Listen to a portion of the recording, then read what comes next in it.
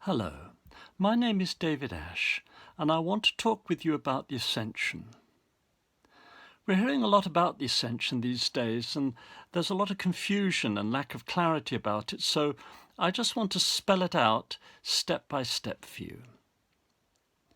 So what happens to begin with is that we are offered a door of light, and this door of light is our opportunity to surrender and ascend into the fifth dimension. So when the door of light first opens up before you, all you have to do is simply let go to the light, surrender to the light. Just don't hesitate. And certainly don't think about it, because there won't be time to think about it. The door will only be there for a minute or so, and if you hesitate or start thinking about it, it will fade away. Now, there are 3 waves of ascension going to occur. So there are 3 opportunities to enter the door of light. So don't worry about missing the first opportunity. The important thing is to know what to do in the eventuality of that door of light appearing before you. So again, I repeat, if the doorway of light appears before you, just let go, just relax, and surrender into the light. Now, on the first wave of ascension, which is what we're looking forward to, you do not ascend with your body. What actually happens is when you go into the light, it is your consciousness that ascends into the fifth dimension, and your body stays on the earth. So there's no question of people being beamed off the earth at this stage. What happens is that instead of being conscious in the third dimension, you find yourself conscious in the fifth dimension. And your body will be on the earth, so you don't leave the earth. Your body will be in a state of rapture or ecstasy. It will be the equivalent of a very deep state of sleep. Something like a near-death experience, except that you don't die. Or you could think of it as an out-of-body experience. I think that's a better way of describing it. So you find that your consciousness is in the fifth dimension, and you will have the experience of coming home. It will be a very familiar place for you. You will meet people, beings with whom you are very familiar. You will know them very well, because you will indeed be coming home.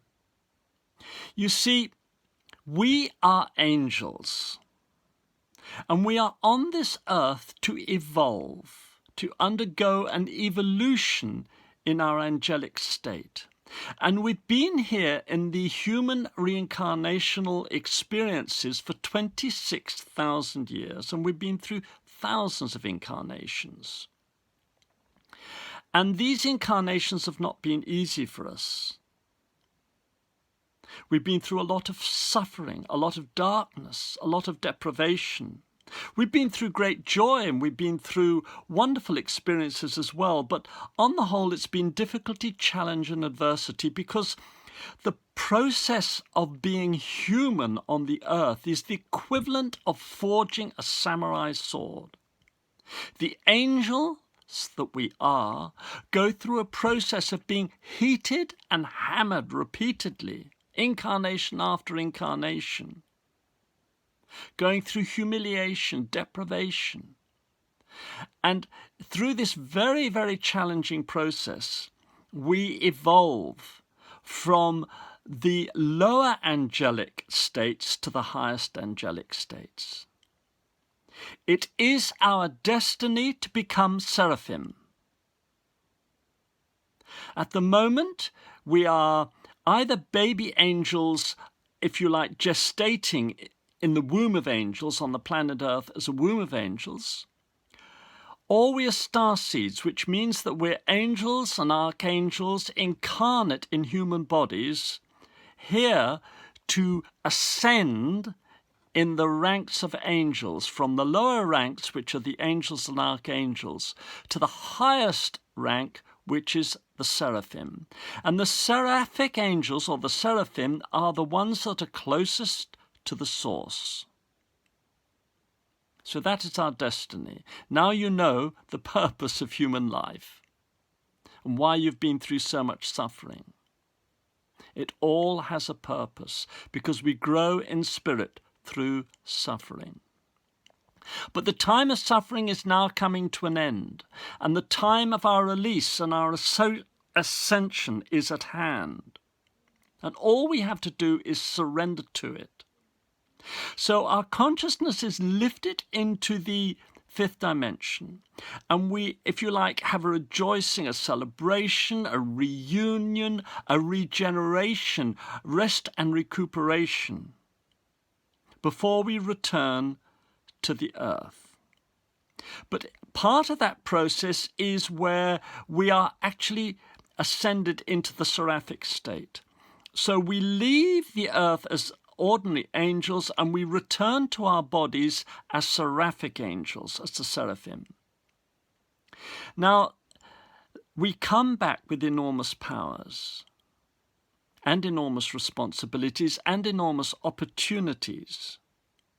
But the first thing that happens is that our body is regenerated. The power, the seraphic power of the angel that we are, the angel we are to become, regenerates the body. So if we're old, like I am, with all wrinkles and grey hairs, we regenerate, the body regenerates back to the peak of its perfection in the 30s and 40s.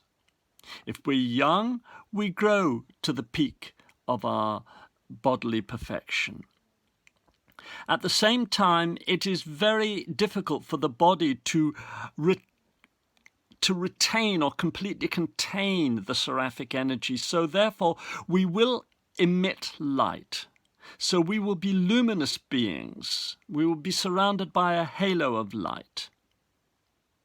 But most important of all, we will have the full knowledge of the Godhead. We will be divine beings. Nothing will be hidden from us. And we will have miraculous powers to care for humanity, because this ascension process will only happen when it has to happen. It will only happen when there is a time of great need. And that time is approaching fast. About once a century, the Earth is hit with a Samvartaka. A Samvartaka is the name given for a solar superstorm, otherwise known as a coronal mass ejection or a Carrington event. Now, the last one to occur was 100 years ago in 1921, and the recorded time before that was 1859. Now, these Samvartakas, these coronal mass ejections hitting the Earth, have never caused any harm before. They just produce beautiful colours in the sky. However, never before have we been so dependent on electricity. What happened in 1859 is that during this event, which lasted for about 48 hours, the telegraph stations were all catching fire. They were shorting out. People were getting electric shocks.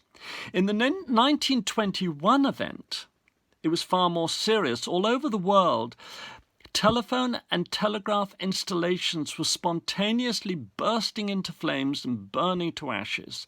Because what happens is that the energy of this solar storm is electrical energy.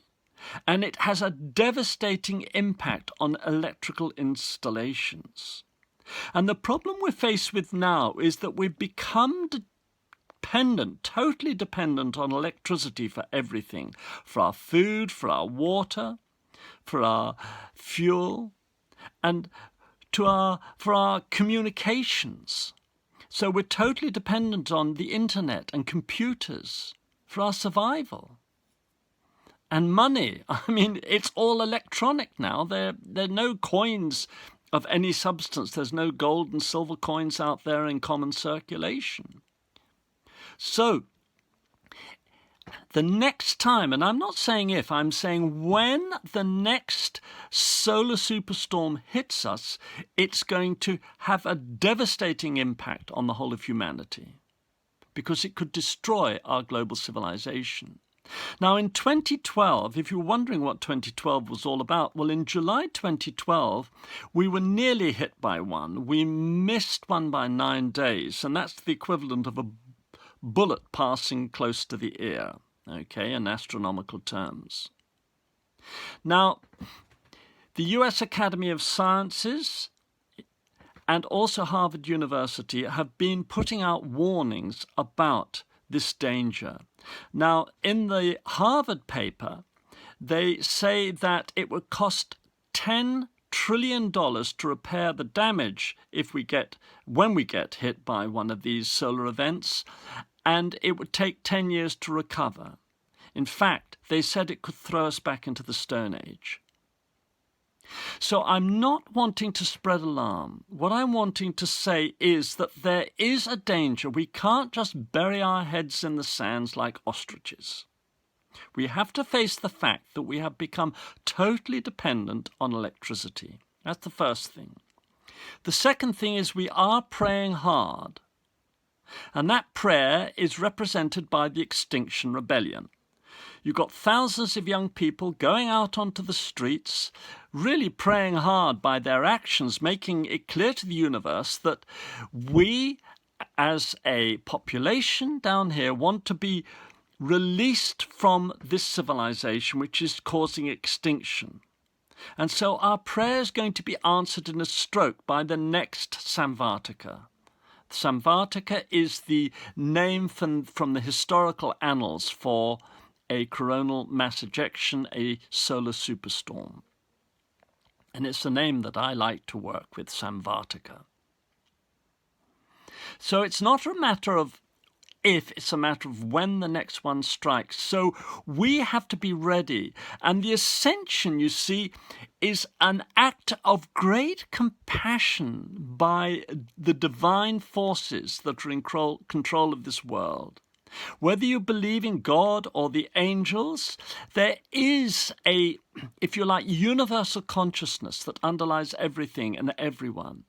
And this consciousness is also light and it's also love, and it loves us very dearly. And because we are here for a purpose, we are not just going to be wiped out by a solar superstorm.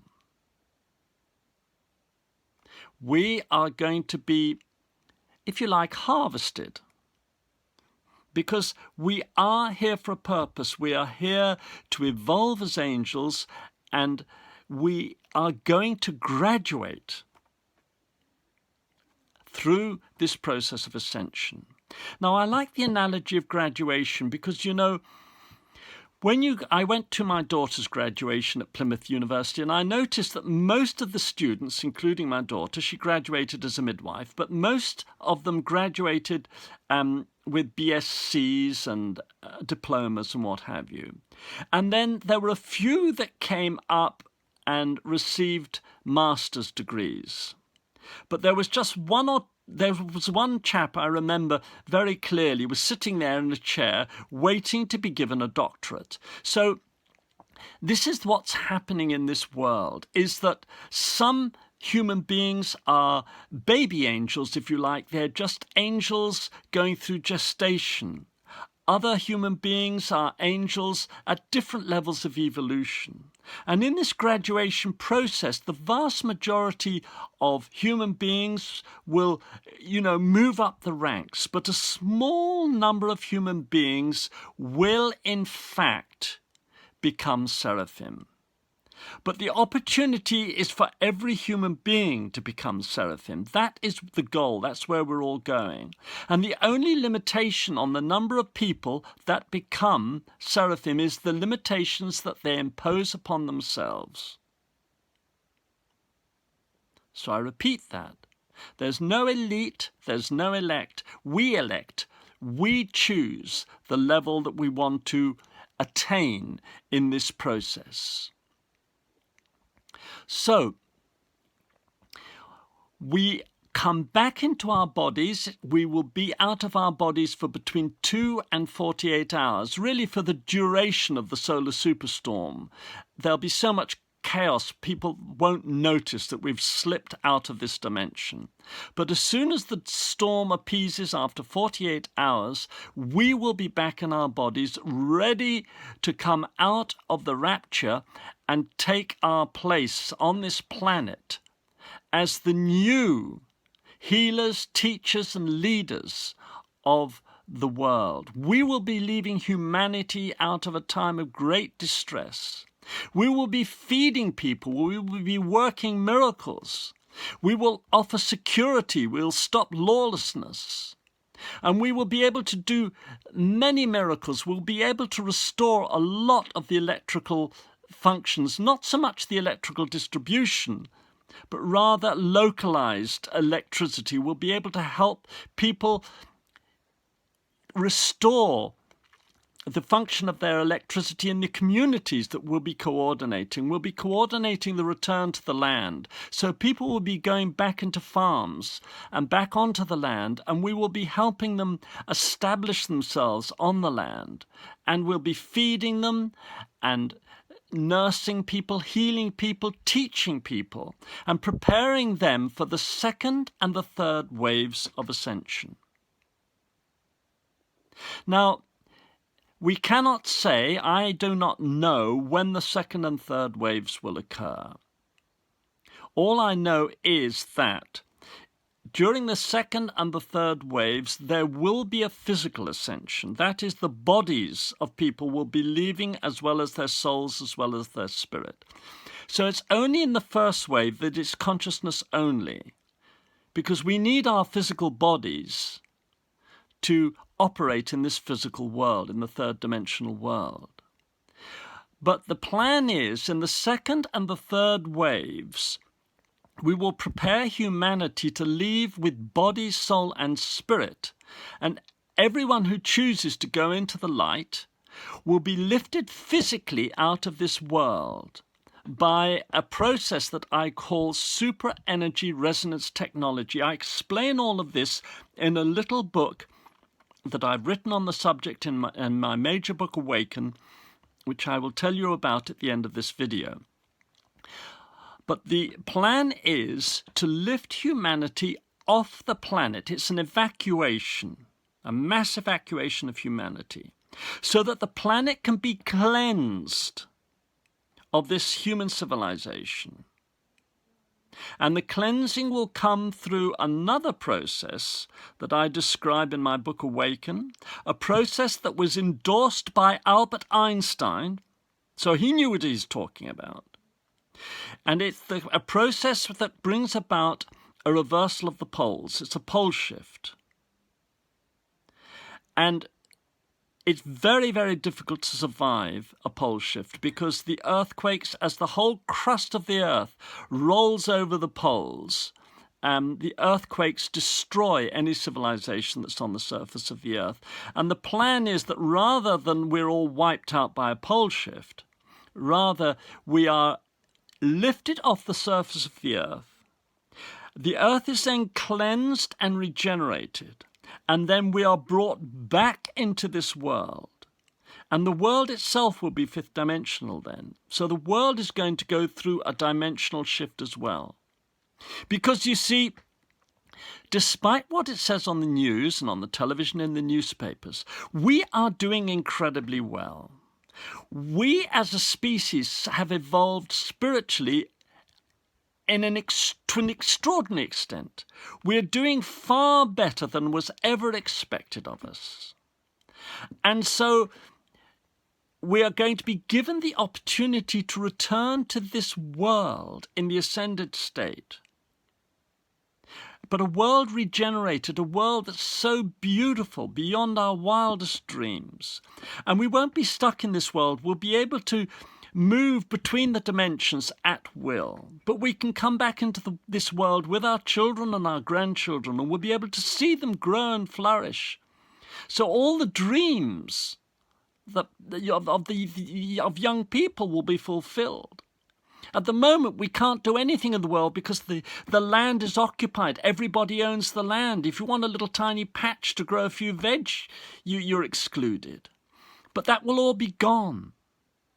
And those that go through the ascension process will have the opportunity to return to a world where there will be no property, where it will be open to everybody, where there will be freedom, there will be no frontiers, there will be no limitations, and the world will be governed by love. And the lion will lay down with the lamb, you know, that beautiful prophecy of the lamb and the lion lying down together. In other words, there won't be the viciousness, there won't be the violence, and the swords will be turned into plowshares. All these prophecies will become fulfilled as we come to this new age of enlightenment and love and liberty. And we will restore a technology, but it will be different because of the effect of these samvartikas. Instead of having our cities spread over the land will return to nature, and we will have the option of whether we want to live in little communities, live at one with nature on the surface of the land, or we will construct cities that will be floating over the oceans. And these cities will have anti-gravity free energy turbines every 200 or 300 stories. So we can live in a high-tech environment that will float. We'll be able to move these floating cities that will be miles high from one climatic situation to another. Now, this sounds extraordinary. It sounds as though I've gone completely off the rails. But no, I haven't. I predict these technologies with my new vortex physics. I can see it coming. I can see that the vortex allows for anti-gravity and free energy. So these new technologies will be coming in, and we will be able to construct, the electric, high-tech civilizations, but not on the surface of the earth. We won't be destroying the surface of the earth.